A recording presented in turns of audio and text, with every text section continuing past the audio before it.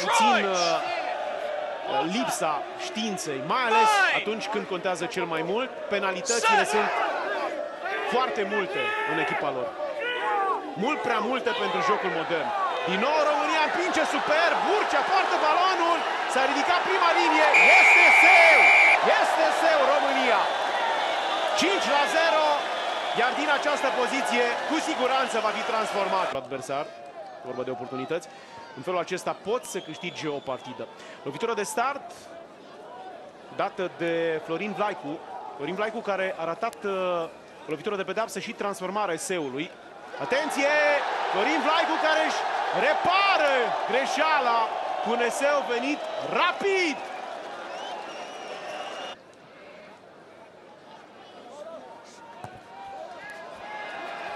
Și este! A dat pe butul din stânga.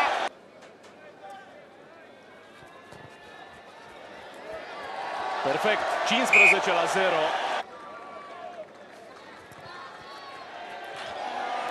Central, Obstin. Nu se aștepta la cu totul altceva și vă mărturisesc că după primele 15 minute din prima repriză și eu mă așteptam la cu totul altceva. Scorul de pe tabelă însă spune istoria acestei partide. România e o echipă modernă în acest moment. E o echipă modernă. Popârlan, foarte bine, pune presiune, fură balonul, ce turnover, Burcea merge peste ar și este seu! Viorel Lucaci, de această dată Burcea dă drumul la pasă, nu însă altfel. A început meciul ca centru, îl termină ca flanker.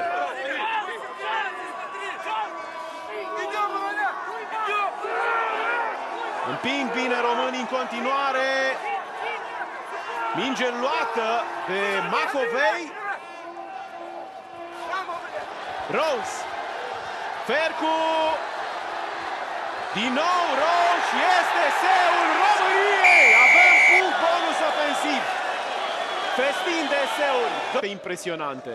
Vlaicu. Omul meciului stabilește un nou record.